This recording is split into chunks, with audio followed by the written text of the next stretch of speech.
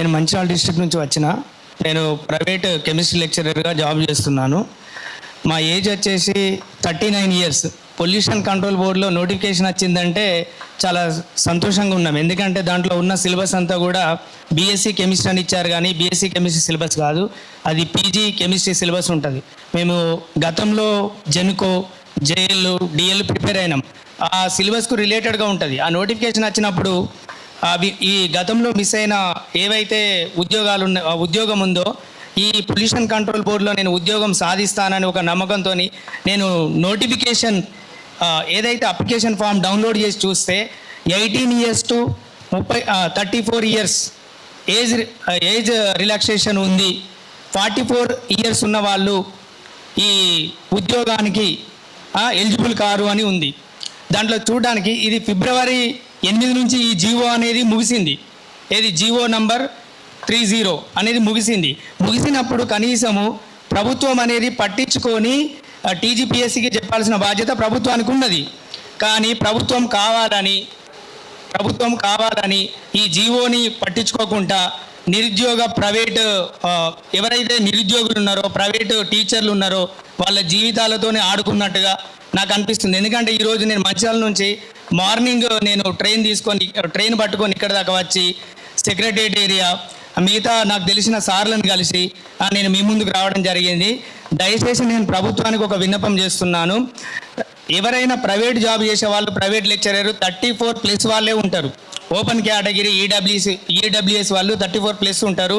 ఈ 5 ఇయర్స్ కలిపిన 39. ఇప్పుడు నన్ను తీసుకుంటే 39 ఇయర్స్ దాటి ఒక నెల దాటిపోతుంది.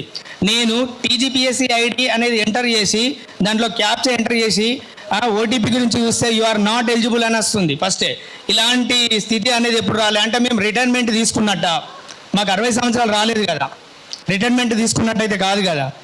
రిటైర్మెంట్ తీసుకునే ఏజ్ వాళ్ళేమో మంచి ఆఫీసర్లు, సెక్షన్ ఆఫీసర్లు అట్లా పనిచేస్తున్నారు. ఇప్పుడు మేము ఇంకా జాబ్ కొట్టుకునే శక్తి ఉంది కదా. మాకు దయచేసి ఏజ్ అనేది 46 కాదు, 18 నుంచి 44 పెంచాలి. ఈ ప్రతి ఒక్క నిరుద్యోగ యువత కానీ, మాలాంటి ప్రైవేట్ లెక్చరర్స్ కానీ ప్రతి ఒక్కరు నేను చెప్పే మాటలు గమనించి అందరూ కూడా ఈ జీవో గురించి పెంచడానికి ప్రతి ఒక్కరు రావాలి, ప్రతి ఒక్కరు సహకరించాలి. Thank you sir. నమస్తే అండి, నా పేరు కొండా రంజిత్ ప్రసాద్. నేను సూర్యాపేట నుంచి రావడం జరిగింది. ముఖ్యంగా ఏజ్ రిలాక్సేషన్ సమస్య గురించి పోరాడడానికి ఇక్కడ విచ్చేసిన మీడియా మిత్రులకు, అలాగే Ashok academy chairman director Ashok సార్కి ధన్యవాదాలండి. అలాగే ఇక్కడ ఉన్న వేదిక మీద ఉన్న మిత్రులకి ధన్యవాదాలు. ముఖ్యంగా ఇప్పుడు తెలంగాణ ప్రభుత్వం వచ్చింది, ప్రతి నిరుద్యోగుల ప్రభుత్వం అన్నారు, కనీసం ఒక జాబ్ క్యాలెండర్ అన్నారు, 2 లక్షల ఉద్యోగాలు అన్నారు. అన్ని నిరుద్యోగుల్ని మోసం చేసిర్రు. ఇప్పుడు వచ్చే పబ్లిక్ సర్వీస్ కమిషన్ నుంచి వచ్చే మొదటి నోటిఫికేషన్ కూడా వాళ్ళు ఇచ్చిన పాత ఏదైతే 46 సంవత్సరాల ఏజ్ రిలాక్సేషన్ ఉందో దాన్ని 34 సంవత్సరాలకి తగ్గించడం జరిగింది. మనం ఏదో ఒక నోటిఫికేషన్ 34 సంవత్సరాలు ఇస్తారు, మళ్ళీ వచ్చే నోటిఫికేషన్స్ గ్రూప్ 1, గ్రూప్ 2 లాంటివి కూడా 46 సంవత్సరాలు చేస్తారని మనం అలాగే అపోహ ఉంటే అది చాలా తప్పు. ఈ వచ్చిన మొదటి నోటిఫికేషన్ మనం ఖచ్చితంగా 34 సంవత్సరాల నుంచి 46 సంవత్సరాల వరకు సాధించే వరకు గవర్నమెంట్ని వదిలిపెట్టకూడదు. ఇంకొకటి, పోలీస్ రిక్రూట్మెంట్ బోర్డు నుంచి ఇప్పుడు వచ్చే నోటిఫికేషన్కి 35 సంవత్సరాలు ఏజ్ రిలాక్సేషన్ ఇవ్వాల్సిందిగా మా డిమాండ్. దాదాపు 15 నుంచి 15 లక్షల మంది ప్రిపేర్ అవుతారు పోలీస్ రిక్రూట్మెంట్ బోర్డుకి. వాళ్ళు ఏజ్ అనేది 35 ఇయర్స్ ఇవ్వాల్సిందిగా కోరుతున్నాను. థ్యాంక్ యూ అండి. నా పేరు చైతన్య అండి. నేను గద్వాల నుంచి రావడం జరిగింది. ముందుగా అశోక అకాడమీ డైరెక్టర్ అశోక్ సార్కి, ఇక్కడ విచ్చేసిన మిత్రులందరికీ, అదేవిధంగా పాత్రికేయ మిత్రులందరికీ నమస్కారములు. యాక్చువల్గా నేను గత 3 సంవత్సరాలుగా గవర్నమెంట్ జాబ్ కోసం ప్రిపేర్ అవుతున్నాను. గతంలో నేను ప్రైవేట్ జాబ్ చేసుకునేవాడిని. కొన్ని కారణాల రీత్యా మన తెలంగాణ గవర్నమెంట్ నోటిఫికేషన్ వస్తాయని చెప్పి గత 3 సంవత్సరాల నుంచి ప్రిపేర్ అవుతున్నా. ప్రస్తుతం నా ఏజ్ 39 అండి. ఇప్పుడు పొల్యూషన్ కంట్రోల్ బోర్డులో వచ్చిన నోటిఫికేషన్కి నేను అనర్హుడిని. గతంలో ఇచ్చిన జీవో నెంబర్ 30 గత ఫిబ్రవరితో ఎక్స్పైర్ అయిపోయింది. ఈ జీవో ఇచ్చి నోటిఫికేషన్ ఇచ్చింటే అది అందరికీ ఉపయోగంగా ఉండేది. కొంతమంది మిత్రులు గ్రూప్స్ వాళ్ళు కానీ, గురుకులం వాళ్ళు కానీ, మిగతా జాబ్ ఆస్పిరెంట్స్ వాళ్ళు ఏమనుకుంటున్నారంటే ఇది మనకు సంబంధించిన విషయం కాదు, ఇది వస్తలే, వాళ్ళు చేస్తారులే, వీళ్ళు చేస్తారులే అని ఒక భ్రమలో ఉన్నారు. ఆల్రెడీ ఒక నోటిఫికేషన్ వచ్చింది. ఈ నోటిఫికేషన్ ఒకవేళ కంప్లీట్ అయితే నెక్స్ట్ వచ్చే నోటిఫికేషన్లు అన్నీ ఏజ్ అప్పర్ లిమిట్ ఓన్లీ 34తోనే వస్తుంది. అది మీరందరూ గమనించాలి.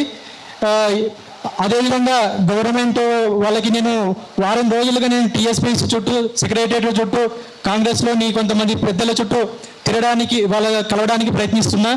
కానీ ఎవరు పెద్దగా స్పందించట్లేదు.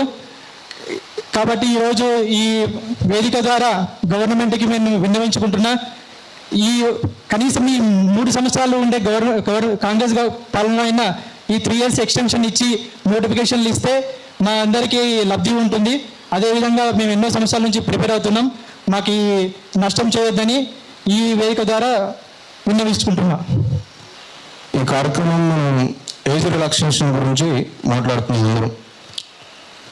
తెలంగాణ తెచ్చుకుందే నీళ్లు, నిధులు, నియామకాలనే నినాదాలతో తెలంగాణ వస్తే మా జీవితాలు మారుతాయి, ఇంటికో ఉద్యోగం కాకపోయినా చదువుకున్న యువతకి ఎక్కువ మొత్తంలో ఉద్యోగాలు వస్తాయని ఆశపడ్డాం.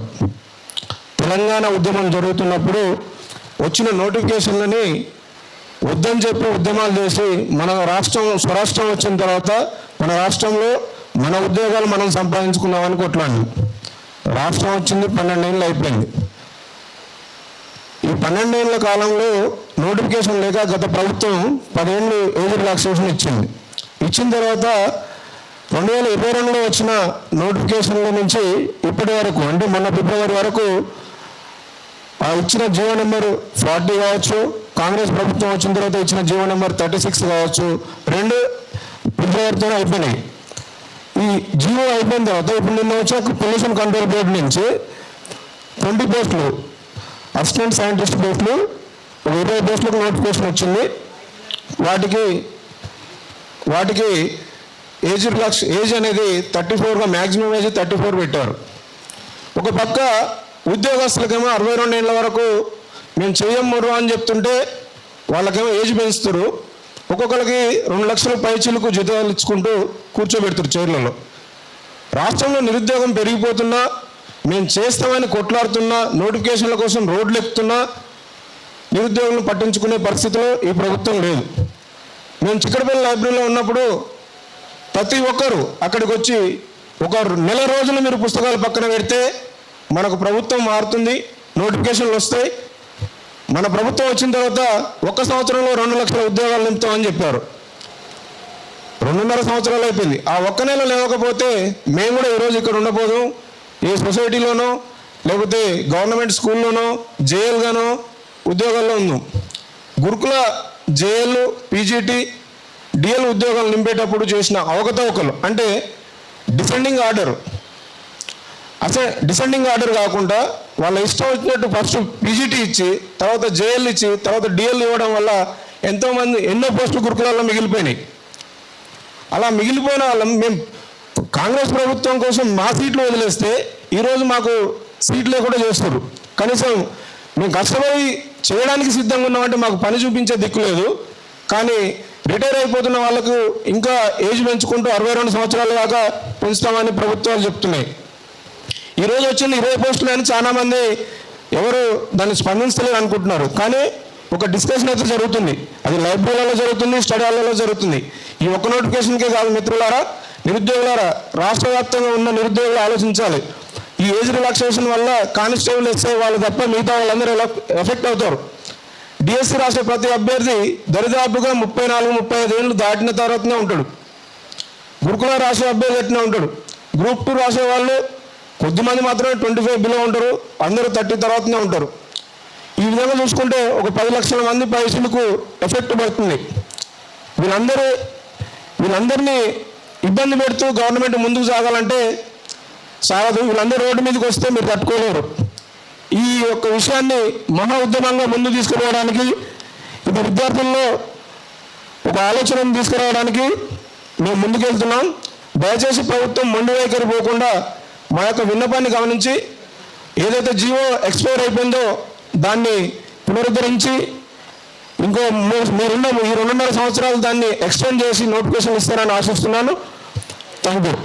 అదేవిధంగా నిరుద్యోగులకి, సోషల్ మీడియా సోదరులకి అందరికీ అభినందనలు తెలియజేస్తున్నా. నా పేరు గడుసు కృష్ణ. మాది నాగర్కర్నూలు జిల్లా. ముఖ్యంగా ఏజ్ పెంచాలని మా ప్రధాన డిమాండు. అసలు పొల్యూషన్ డిపార్ట్మెంట్లో నోటిఫికేషన్ వచ్చినప్పుడు 34 years ఇచ్చింది కదా, 34 ఇవ్వడం ఎందుకు? ఏజ్ పెంచాలని మేము డిమాండ్ చేస్తున్నాం. ఏజ్ పెంచాలని మేము అడుగుతున్నా మీకు ఎక్కడ అన్యాయం అనిపించింది? ఏజ్ పెంచితే ఒక 10-15 లక్షల మంది నిరుద్యోగులకు ఉపయోగం ఉంటుంది. పుస్తకాలతో కుస్తీ పట్టేది మేము, చదివేది మేము, ఆ ఓపిక మాకున్నప్పుడు పెంచడానికి మీకేమైంది? తెలంగాణలో ప్రజా పరిపాలన జరుగుతుందా? అసలు దోపిడీ పరిపాలన జరుగుతుందా? నిజాం నవాబుల పరిపాలన జరుగుతుందా? దోపిడీ పరిపాలన మాత్రం జరుగుతుందా మాత్రం 100% చెప్పగలను. గత ప్రభుత్వం టెట్కి అప్లికేషన్ 200 ఫీజు తీసుకుంటే ఈ ప్రభుత్వం 750-700 రూపాయలు తీసుకుంటుంది. అంటే దోపిడీ చేసినట్టు కాదా? నేను ఒకటే అడుగుతున్నా, ప్రభుత్వానికి ఏమాత్రం చిత్తశుద్ధి ఉందా? ప్రభుత్వం నిజంగా గతాన్ని మర్చిపోకుండా నిరుద్యోగాల వల్లనే మేము ఈరోజు అధికారంలో వచ్చినామని చెప్పిన సీఎం మళ్ళీ నిరుద్యోగులను ఎందుకు మోసం చేస్తుండు? నిరుద్యోగులను మోసం చేస్తే నిరుద్యోగులతో ఏ ప్రభుత్వం పెట్టుకున్నా కూడా ముందు పడలేదు. నేను నా ఫ్యామిలీకి ఒకటి చెప్పుకున్నా, రేపు కాంగ్రెస్ ప్రభుత్వం వస్తే నాకు ఉద్యోగం వస్తుందని చెప్పిన. అందుకని నా బంధుమిత్రులను స్నేహితులందరికీ నా వంతు నేను మోటివేట్ చేసిన, నా వంతు నీ కాంగ్రెస్ ప్రభుత్వానికి ఓటు వేయించిన. ఇప్పుడు నువ్వేం చేయాలి? నాకు నోటిఫికేషన్ వేయాలి, నాకు ఏజీ పెంచాలి. నువ్వేం చేయించకపోతే ఏ విధంగా నీ గెలుపు కోసం మేము తాపత్రయపడి కష్టపడమో రేపు ఎంపీడీసీ జెడ్పీసీ ఎన్నికల్లో కూడా అదే మోటివేట్తోనా, అదే కసితోనా నేను ఓడగొట్టడానికి మాత్రం మేము పన్నాగం పడతాం, ఖచ్చితంగా చేస్తాం. ఇప్పుడు నిరుద్యోగులు ఏం ధర్నాలు చేయట్లేదు అనుకుంటున్నారేమో, కానీ మా సోదరులు రాష్ట్ర నలుమూలల లైబ్రరీలు తిరుగుతున్నారు, అందరిని ఏకం చేస్తుండ్రు, ఒక్క తాటిపై చేస్తుండ్రు. ఏదో రోజు ఖచ్చితంగా ఈ తెలంగాణ రాష్ట్రంలో మరో శ్రీకాంత్ చారి పుట్టుకొస్తాడు. ఖచ్చితంగా ఉద్యమం అనేది ఉధృతంగా ఉంటుంది. ఖబర్దార్ రేవంత్ రెడ్డి, మేము నీ ఆస్తి అడగట్లేదు, నీ అంతస్తు అడగట్లేదు, నీ భాగంలో నాకు భాగం ఏమని అడగట్లేదు. రాజ్యాంగబద్ధంగా మాకు రావాల్సిన ప్రతి డిపార్ట్మెంట్లో ఉన్నట్టు వేకెన్సీలను ఫిలప్ చేయమని అడుగుతున్నాం. అదేవిధంగా మాకు ఏజ్ పెంచమని అడుగుతున్నాము. దయచేసి ప్రభుత్వం ఏమాత్రం ఆలస్యం చేయకుండా తక్షణమే దీనిపైన చర్య తీసుకోవాలని అడుగుతున్నాం. ఒక 4-5 days గతంలో అశోక్ సార్ మేము కొందరు వినతి పత్రం వేయడానికి వెళ్ళాం.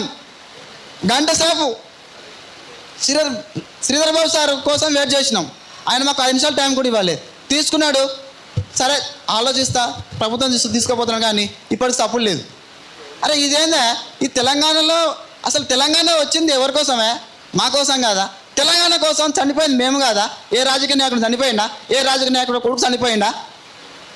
అరే కొట్లాడు తెగించి ప్రాణాలు అర్పించుకొని మేము తెచ్చుకున్న తెలంగాణలో ఈ దౌర్భాగ్యం ఏందే?